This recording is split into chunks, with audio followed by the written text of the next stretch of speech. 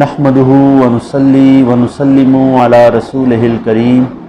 اما بعد فاعوذ باللہ من الشیطان الرجیم بسم اللہ الرحمن الرحیم۔ سامعین، ہم نے سیرت خاتم النبیین صلی اللہ علیہ وسلم کے پہلے بیان میں دنیا کے مقدس شہر مکہ اور امت مسلمہ کی سمت یکجائی یعنی کعبہ مقدسہ کے متعلق مختصراً آگاہی حاصل کرنے کی کوشش کی، اور آج کے بیان میں ہم رحمت للعالمین خاتم النبیین صلی اللہ علیہ وسلم کے سلسلہ نسب کے متعلق بھی کچھ مختصراً آگاہی حاصل کرنے کی کوشش کریں گے، کیونکہ اللہ تعالیٰ کی پیدا کردہ تمام مخلوق میں صرف انسان ہی کو یہ خصوصیت حاصل ہے کہ وہ طبع و مزاج کے حوالے سے بڑا انوکھا اور غیور واقع ہوا ہے، تنقید اور تنقیح کی نظر رکھتا ہے، عام حالات میں جلدی سے کسی کی عظمت اور بڑائی تسلیم کرنے کے لیے تیار نہیں ہوتا، ہر چیز کو ٹھوک بجا کر غور سے دیکھتا ہے، ظاہر و باطن کو پرکھتا ہے، گفتار و کردار کا بنظر غائر جائزہ لیتا ہے، اور جب انسان کو کسی دوسرے انسان میں صداقت و طہارت، علو و کمال اور خلوص و اثار کا یقین آ جاتا ہے اور اس کے خصائل و اوصاف دیکھ لیتا ہے جو اس میں نہیں، تب کہیں جا کر اس انسان کی فضیلت و برتری تسلیم کر کے پھر اسے اپنا قائد و رہنما ماننے کے لیے تیار ہوتا ہے۔ اسی لیے اللہ تعالیٰ نے دنیا میں جتنے رسول اور نبی بھیجے وہ ہر لحاظ سے کامل و افضل اور مقام و مرتبے کے حوالے سے بے نظیر و یکتا تھے، کسی دنیا دار کو ان کی شخصیت اور سیرت پر انگلی اٹھانے اور عیب جوئی کی جرأت نہیں ہوتی تھی، وہ دیکھ لیتے تھے کہ جس نے دعوی نبوت اور رسالت کیا ہے وہ حسب و نسب کے لحاظ سے معزز اور معاشرتی منصب کے حوالے سے قابل تکریم ہے، اس میں کوئی ایسی خامی اور کمی نہیں جس پر گرفت کی جا سکے، اور وہ بے مثال ہے، بلند اخلاق، با کردار اور خوبصورت و خوبصیرت ہے، جس کا کوئی ہم پلہ اور ہمسر نہیں۔ سامعین، جاہل معاشرے حسب و نسب کو بہت اہمیت دیتے تھے، کسی بے حیثیت اور نسبی اعتبار سے کم تر شخص کو انسان سمجھنے کے لیے بھی تیار نہیں ہوتے، گھٹیا نسب والے کی طرح اس شخص کو بھی معاشرے میں کوئی مقام نصیب نہیں ہوتا تھا جس کا شجرہ نسب مشکوک ہو اور وہ لوگوں کی نظروں میں مجہول النسب ہو، وہ جدھر جاتا لوگ انگلیاں اٹھاتے اور اس پر آوازیں کستے، عزت و تکریم نام کا کوئی جذبہ اس کے لیے دلوں میں پیدا نہیں ہوتا تھا۔ اسی لیے جتنے انبیاء کرام اس دنیا میں مبعوث ہوئے اور جتنے جلیل المرتبت رسول تشریف لائے وہ سب خاندانی اور اعلیٰ حسب و نسب کے مالک تھے، قدرت نے ایسے بلند مرتبہ خاندانوں میں انہیں پیدا فرمایا جن کی عظمت و فوقیت کو اس دور کے لوگ نہ صرف تسلیم کرتے تھے بلکہ اپنے سے برتر و اعلیٰ سمجھتے تھے، جیسا کہ حدیث نبوی میں آتا ہے کہ اللہ تعالیٰ معاشرے میں سب سے بہترین افراد ہی کو نبی بنا کر بھیجتا تھا۔ چنانچہ طبقات ابن سعد میں درج ہے کہ حضرت قتادہ رضی اللہ عنہ سے مروی ہے کہ ہمیں خاتم النبیین صلی اللہ علیہ وسلم نے بتایا کہ بے شک اللہ تعالیٰ جب ارادہ فرماتا تھا کہ نبی مبعوث فرمائے تو زمین پر سب سے بہتر قبیلے پر نظر فرماتا تھا اور پھر اس کے بہترین آدمی کو نبی بنا کر مبعوث فرماتا تھا۔ سامعین، یہاں یہ بات بھی قابل ذکر ہے کہ سرزمین عرب میں تو خاندانی وجاہت اور نسبی شرف کو کچھ زیادہ ہی اہمیت دی جاتی تھی، اہل عرب اس بارے میں بڑے حساس واقع ہوئے تھے، وہ اپنے آباء و اجداد کے مفاخر اور کارنامے اس طرح بیان کرتے تھے جیسے دنیا میں کرنے کے لیے بس یہی ایک کام رہ گیا ہو، پھر جو شخص آبائی بڑائی ثابت کرنے میں کامیاب ہو جاتا اسے سب عظمت کے سنگھاسن پر بٹھا دیتے تھے، اور دل و جان سے اس کی قیادت واقعی تسلیم کرنے کے لیے تیار ہو جاتے تھے۔ یہی وجہ ہے کہ جب سرور کائنات، فخر موجودات، صاحب لولاک، امام الانبیاء، نبی آخر الزمان جناب محمد رسول اللہ صلی اللہ علیہ وسلم کی بعثت کی باری آئی تو آپ کو ایک ایسے معزز گھرانے میں تولد بخشا گیا جس کی شرافت و نجابت اور وقار و جلال کا سارے عرب میں شہرہ تھا۔ سب اس خاندان کی خوبیوں اور نیکیوں کے گیت گاتے تھے۔ سب کو اعتراف تھا کہ بنو ہاشم ایک ایسا گھرانہ ہے جو سخاوت و شجاعت، علم و فضل، تقوی و طہارت، خلوص و ایثار، عدل و دیانت، استقلال و جرت، صورت و سیرت، غرض یہ کہ ہر اعتبار سے بے مثال ہے، اور یہ گھرانہ اپنے اوصاف کے حوالے سے پورے عرب کے ماتھے کا جھومر ہے۔ اور خاتم النبیین صلی اللہ علیہ وسلم نے خود بھی اپنے اعلیٰ حسب و نسب کی پاکیزگی اور طہارت کو بڑے اہتمام کے ساتھ معنی خیز انداز میں بیان فرمایا ہے۔ علاوہ ازیں قرآن پاک سے بھی اس سلسلہ زری کے حسین اشارات ملتے ہیں، جیسا کہ ارشاد خداوندی ہے، اعوذ باللہ من الشیطان الرجیم، بسم اللہ الرحمن الرحیم، لقد جاءکم رسول من انفسکم، بے شک تمہارے پاس تم ہی میں سے ایک عظیم رسول تشریف لائے۔ سامعین، اس آیہ کی تفسیر میں حضرت انس بن مالک روایت کرتے ہیں کہ خاتم النبیین صلی اللہ علیہ وسلم نے یہ آیت کریمہ تلاوت فرمائی اور حرف فا کو زبر کے ساتھ یعنی من انفاسکم پڑھا، اور پھر یوں فرمایا، میں حسب و نسب اور خاندانی قرابت کے حوالے سے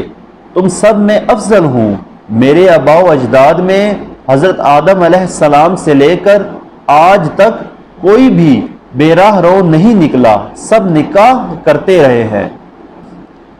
اور البدایہ والنہایہ میں حضرت امام باقر رضی اللہ تعالیٰ عنہ کا ارشاد مبارک یوں ہے کہ خاتم النبیین صلی اللہ علیہ وسلم کے نسب پاک پر جاہلی طرز زندگی کا کوئی دھبا نہیں پڑا۔ اور امام بہقی نے حضرت انس سے مرسلاً روایت کیا ہے، جس کے بارے میں حافظ ابن کثیر فرماتے ہیں کہ یہ روایت بالکل جید و عمدہ ہے، جس میں خاتم النبیین صلی اللہ علیہ وسلم نے فرمایا کہ جب بھی نسل انسانی کو دو طبقات میں تقسیم کیا گیا تو مجھے یعنی میرے نور کو ان میں سے بہترین طبقہ میں رکھا گیا ہے۔ میرے نسب کو ہر جگہ ایسے والدین سے نکالا گیا کہ میرے نسب کو دور جاہلیت کی کسی برائی نے چھوا تک نہیں۔ میرے سلسلہ نسب میں ہمیشہ نکاح قائم رہا ہے، کبھی بھی میرے تولد یعنی نور کی منتقلی میں غلط کاری کا دخل نہیں ہوا۔ یہ پاکیزگی اور طہارت حضرت آدم علیہ السلام سے لے کر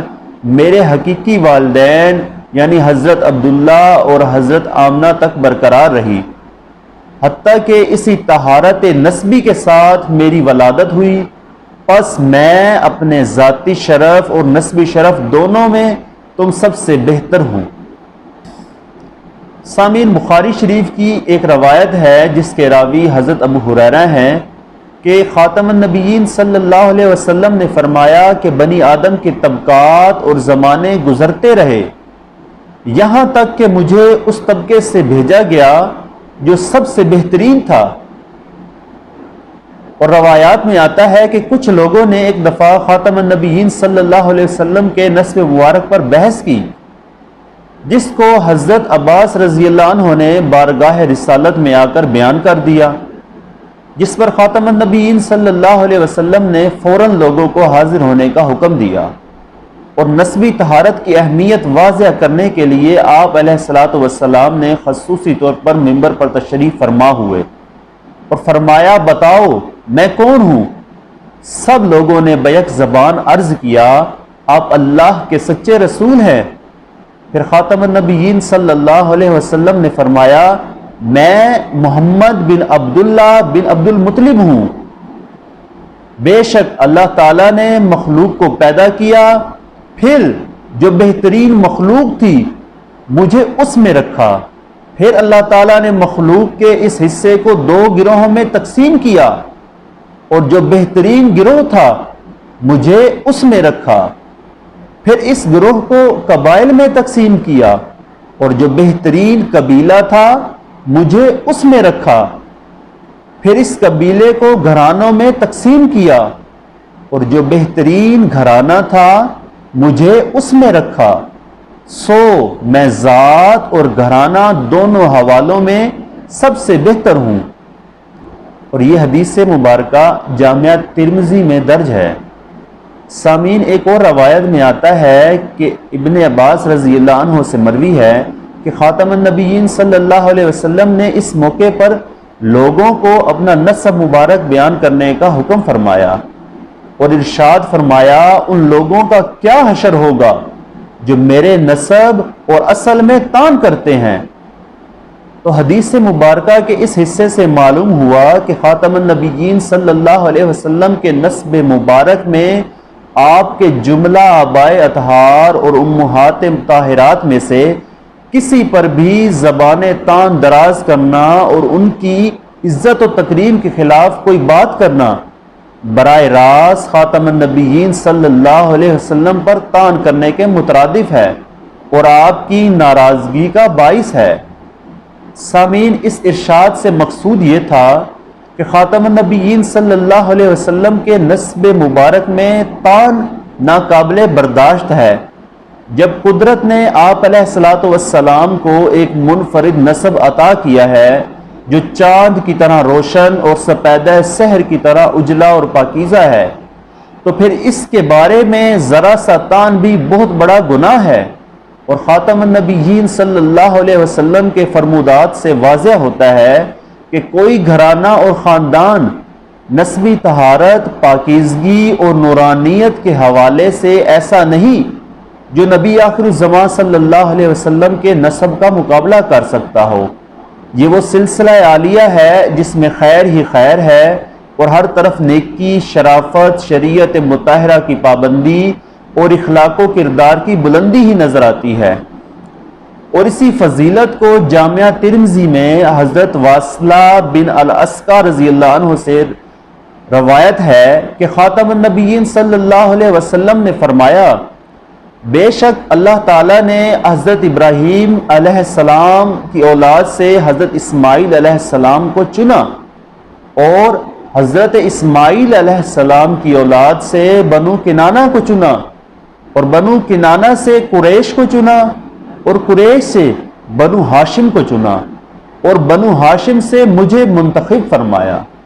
اور ایک اور حدیث جو البدایہ والنہایہ اور دلائل النبوت میں ام المومنین حضرت عائشہ صدیقہ رضی اللہ عنہا سے مروی ہے کہ خاتم النبیین صلی اللہ علیہ وسلم نے فرمایا کہ جبریل امین علیہ السلام نے فرمایا، میں نے مشرق و مغرب چھان ڈالے ہیں لیکن خاتم النبیین صلی اللہ علیہ وسلم سے اعلیٰ و افضل کسی کو نہیں پایا۔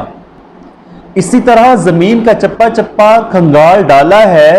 لیکن کسی خاندان کو بنی ہاشم سے افضل نہیں پایا۔ سامعین، یہاں یہ بات بھی ذہن نشین کر لیں کہ جن خاندانوں اور قبیلوں کو خاتم النبیین صلی اللہ علیہ وسلم کے نور مبارک کا امین اور آباء و اجداد ہونے کا شرف حاصل ہوا ہے، آپ علیہ الصلاۃ والسلام کے نور مبین کے صدقے انہیں بھی اللہ تعالیٰ نے اپنے اپنے دور میں ایسی انفرادیت و عظمت عطا کر دی تھی کہ جو انہیں دیکھتا ان کی خاندانی وجاہت و عظمت اور ان کی ذاتی شرافت و نجابت کا قائل ہو جاتا تھا۔